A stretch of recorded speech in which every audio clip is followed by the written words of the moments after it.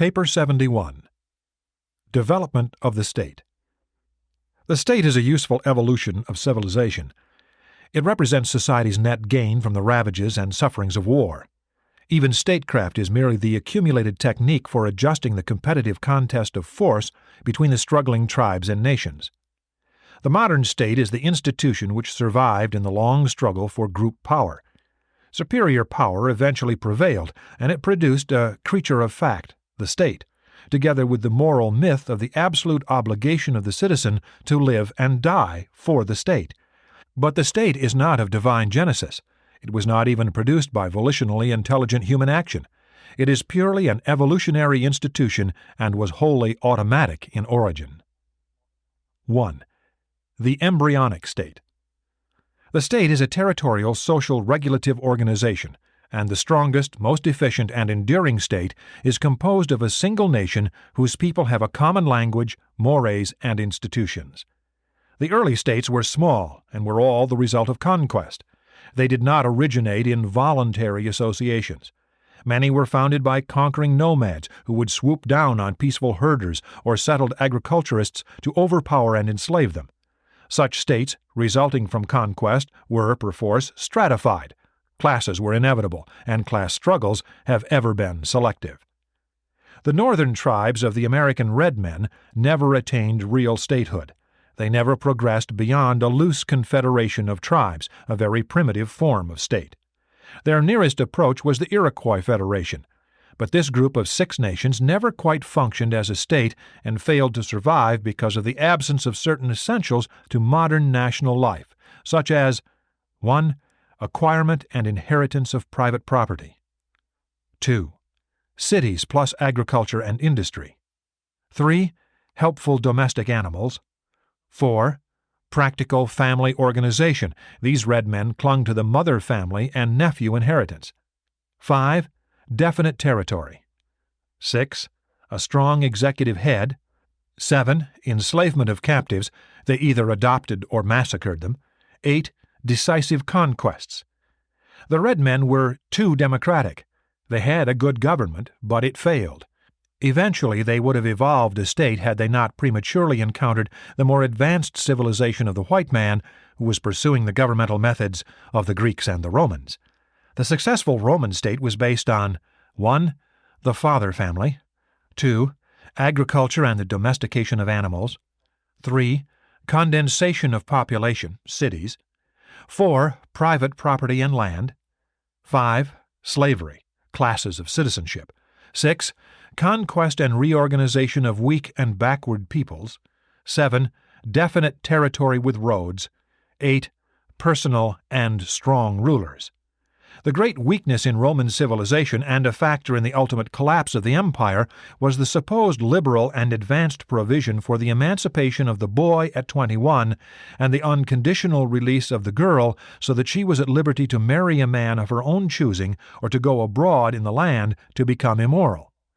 The harm to society consisted not in these reforms themselves, but rather in the sudden and extensive manner of their adoption. The collapse of Rome indicates what may be expected when a state undergoes too rapid extension associated with internal degeneration. The embryonic state was made possible by the decline of the blood bond in favor of the territorial, and such tribal federations were usually firmly cemented by conquest. While a sovereignty that transcends all minor struggles and group differences is the characteristic of the true state, still, many classes and castes persist in the later state organizations as remnants of the clans and tribes of former days.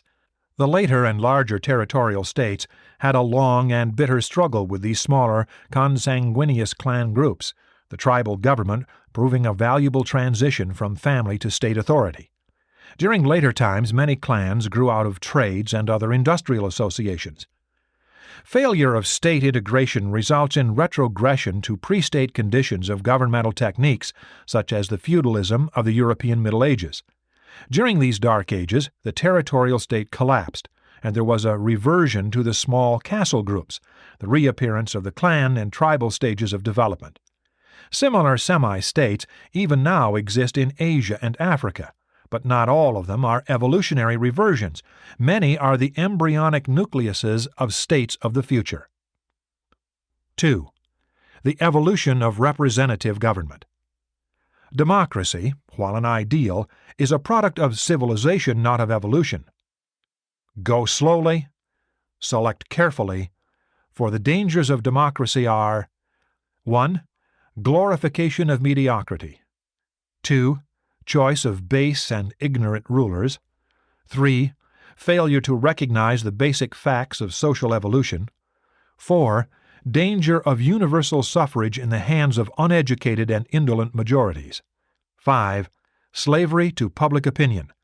The majority is not always right.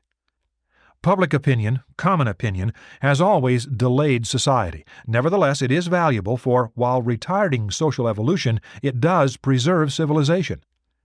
Education of public opinion is the only safe and true method of accelerating civilization. Force is only a temporary expedient, and cultural growth will increasingly accelerate as bullets give way to ballots. Public opinion, the mores, is the basic and elemental energy in social evolution and state development. But to be of state value, it must be non-violent in expression. The measure of the advance of society is directly determined by the degree to which public opinion can control personal behavior and state regulation through non-violent expression. The really civilized government had arrived when public opinion was clothed with the powers of personal franchise. Popular elections may not always decide things rightly, but they represent the right way even to do a wrong thing. Evolution does not at once produce superlative perfection, but rather comparative and advancing practical adjustment. There are 10 steps or stages to the evolution of a practical and efficient form of representative government, and these are: 1. Freedom of the person. Slavery, serfdom, and all forms of human bondage must disappear. 2. Freedom of the mind.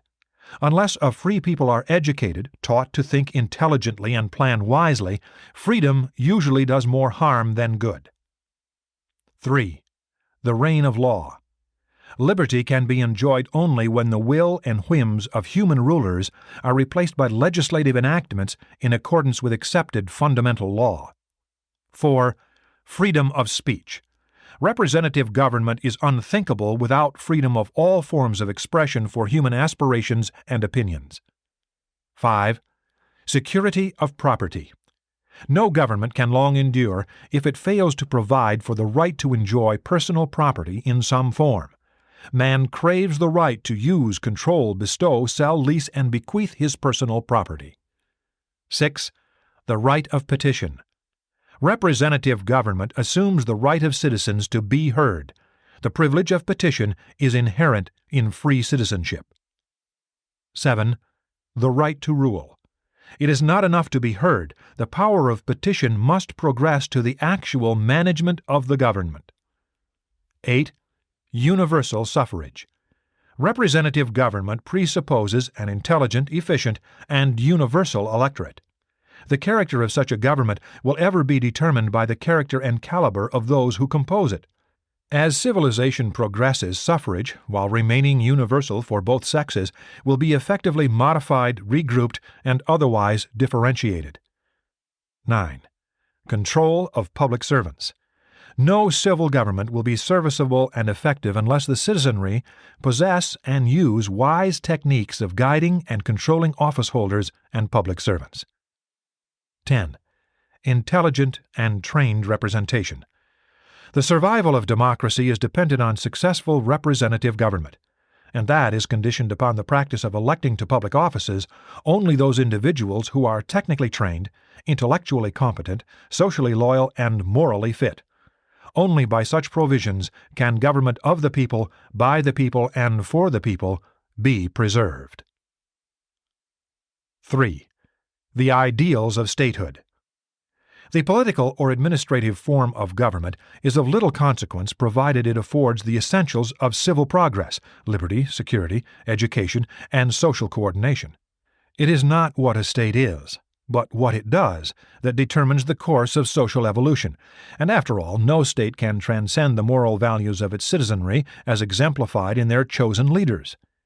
Ignorance and selfishness will ensure the downfall of even the highest type of government. Much as it is to be regretted, national egotism has been essential to social survival. The chosen people doctrine has been a prime factor in tribal welding and nation-building right on down to modern times. But no state can attain ideal levels of functioning until every form of intolerance is mastered. It is everlastingly inimical to human progress. And intolerance is best combated by the coordination of science, commerce, play, and religion. The ideal state functions under the impulse of three mighty and coordinated drives. 1. Love-loyalty derived from the realization of human brotherhood. 2. Intelligent patriotism based on wise ideals. 3. Cosmic insight interpreted in terms of planetary facts, needs, and goals. The laws of the ideal state are few in number, and they have passed out of the negativistic taboo age into the era of the positive progress of individual liberty consequent upon enhanced self-control. The exalted state not only compels its citizens to work, but also entices them into profitable and uplifting utilization of the increasing leisure which results from toil liberation by the advancing machine age. Leisure must produce as well as consume. No society has progressed very far when it permits idleness or tolerates poverty. But poverty and dependence can never be eliminated if the defective and degenerate stocks are freely supported and permitted to reproduce without restraint. A moral society should aim to preserve the self-respect of its citizenry and afford every normal individual adequate opportunity for self-realization. Such a plan of social achievement would yield a cultural society of the highest order. Social evolution should be encouraged by governmental supervision which exercises a minimum of regulative control. That state is best which coordinates most while governing least. The ideals of statehood must be attained by evolution, by the slow growth of civic consciousness, the recognition of the obligation and privilege of social service. At first, men assume the burdens of government as a duty, following the end of the administration of political spoilsmen, but later on they seek such ministry as a privilege, as the greatest honor. The status of any level of civilization is faithfully portrayed by the caliber of its citizens who volunteer to accept the responsibilities of statehood. In a real commonwealth, the business of governing cities and provinces is conducted by experts and is managed just as are all other forms of economic and commercial associations of people. In advanced states, political service is esteemed as the highest devotion of the citizenry. The greatest ambition of the wisest and noblest of citizens is to gain civil recognition, to be elected or appointed to some position of governmental trust, and such governments confer their highest honors of recognition for service upon their civil and social servants. Honors are next bestowed, in the order named, upon philosophers, educators, scientists, industrialists, and militarists. Parents are duly rewarded by the excellency of their children, and purely religious leaders, being ambassadors of a spiritual kingdom, receive their real rewards in another world. 4. Progressive civilization. Economics, society, and government must evolve if they are to remain. Static conditions on an evolutionary world are indicative of decay. Only those institutions which move forward with the evolutionary stream persist. The progressive program of an expanding civilization embraces 1. Preservation of individual liberties. 2. Protection of the home. 3. Promotion of economic security. 4. Prevention of disease. 5. Compulsory education. 6. Compulsory employment. 7. Profitable utilization of leisure. 8. Care of the unfortunate. 9. Race improvement. 10. Promotion of science and art. 11. Promotion of philosophy, wisdom. 12. Augmentation of cosmic insight, spirituality. And this progress in the arts of civilization leads directly to the realization of the highest human and divine goals of mortal endeavor, the social achievement of the brotherhood of man and the personal status of God consciousness, which becomes revealed in the supreme desire of every individual to do the will of the Father in heaven. The appearance of genuine brotherhood signifies that a social order has arrived in which all men delight in bearing one another's burdens. They actually desire to practice the golden rule. But such an ideal society cannot be realized when either the weak or the wicked lie in wait to take unfair and unholy advantage of those who are chiefly actuated by devotion to the service of truth, beauty, and goodness. In such a situation, only one course is practical. The golden rulers may establish a progressive society in which they live according to their ideals while maintaining an adequate defense against their benighted fellows who might seek either to exploit their pacific predilections or to destroy their advancing civilization. Idealism can never survive on an evolving planet if the idealists in each generation permit themselves to be exterminated by the baser orders of humanity. And here is the great test of idealism.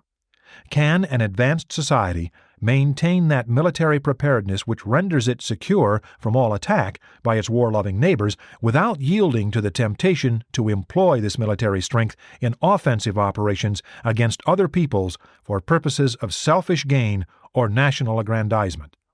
National survival demands preparedness, and religious idealism alone can prevent the prostitution of preparedness into aggression. Only love, brotherhood, can prevent the strong from oppressing the weak. 5. The evolution of competition. Competition is essential to social progress, but competition unregulated breeds violence. In current society, competition is slowly displacing war in that it determines the individual's place in industry as well as decreeing the survival of the industries themselves. Murder and war differ in their status before the mores, murder having been outlawed since the early days of society, while war has never yet been outlawed by mankind as a whole. The ideal state undertakes to regulate social conduct only enough to take violence out of individual competition and to prevent unfairness in personal initiative. Here is a great problem in statehood. How can you guarantee peace and quiet in industry, pay the taxes to support state power, and at the same time prevent taxation from handicapping industry and keep the state from becoming parasitical or tyrannical? Throughout the earlier ages of any world, competition is essential to progressive civilization. As the evolution of man progresses, cooperation becomes increasingly effective. In advanced civilizations, cooperation is more efficient than competition. Early man is stimulated by competition. Early evolution is characterized by the survival of the biologically fit, but later civilizations are the better promoted by intelligent cooperation, understanding fraternity, and spiritual brotherhood. True, competition in industry is exceedingly wasteful and highly ineffective, but no attempt to eliminate this economic lost motion should be countenanced if such adjustments entail even the slightest abrogation of any of the basic liberties of the individual. 6. The profit motive. Present-day profit-motivated economics is doomed unless profit motives can be augmented by service motives. Ruthless competition based on narrow-minded self-interest is ultimately destructive of even those things which it seeks to maintain. Exclusive and self-serving profit motivation is incompatible with Christian ideals, much more incompatible with the teachings of Jesus. In economics, profit motivation is to service motivation what fear is to love in religion. But the profit motive must not be suddenly destroyed or removed. It keeps many otherwise slothful mortals hard at work. It is not necessary, however, that this social energy arouser be forever selfish in its objectives. The profit motive of economic activities is altogether base and wholly unworthy of an advanced order of society. Nevertheless, it is an indispensable factor throughout the earlier phases of civilization.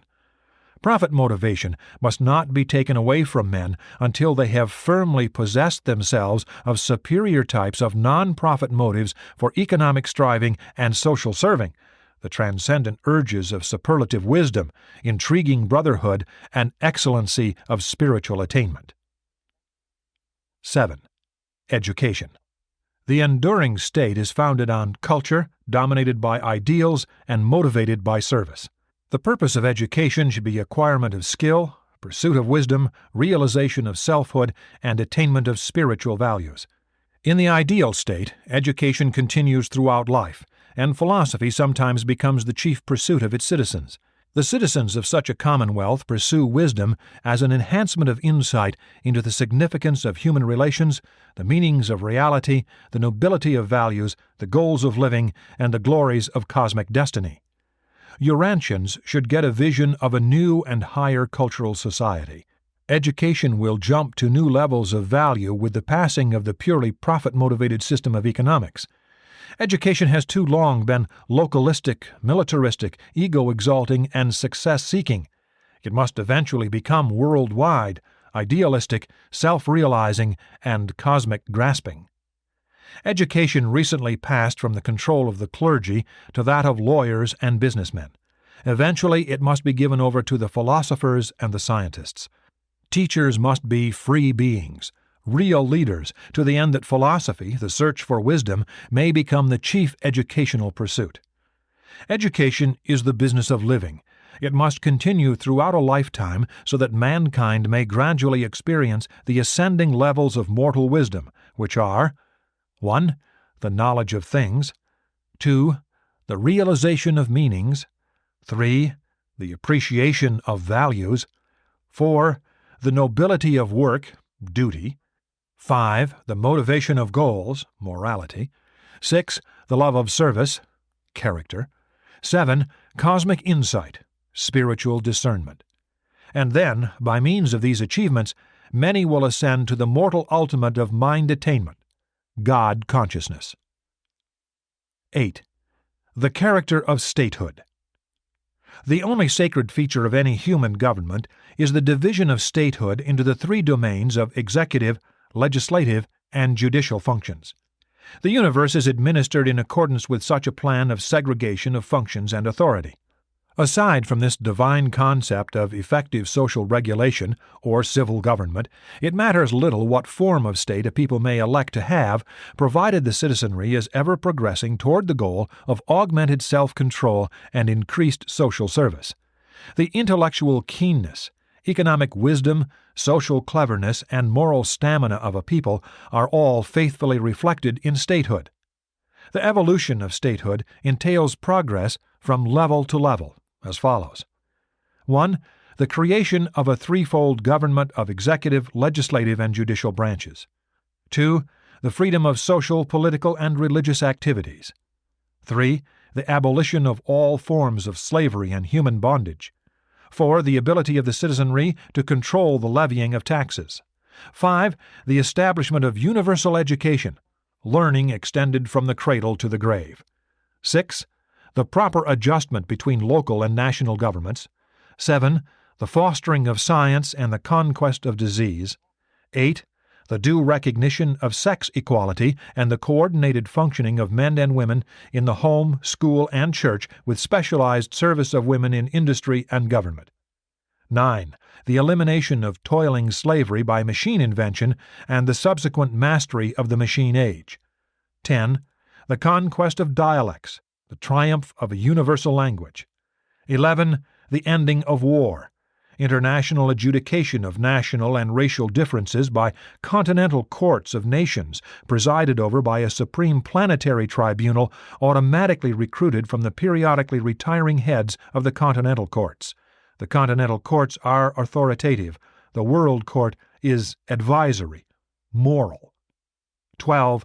The worldwide vogue of the pursuit of wisdom, the exaltation of philosophy, the evolution of a world religion which will presage the entrance of the planet upon the earlier phases of settlement in light and life. These are the prerequisites of progressive government and the earmarks of ideal statehood. Urantia is far from the realization of these exalted ideals, but the civilized races have made a beginning. Mankind is on the march toward higher evolutionary destinies. Sponsored by a Melchizedek of Nebadon.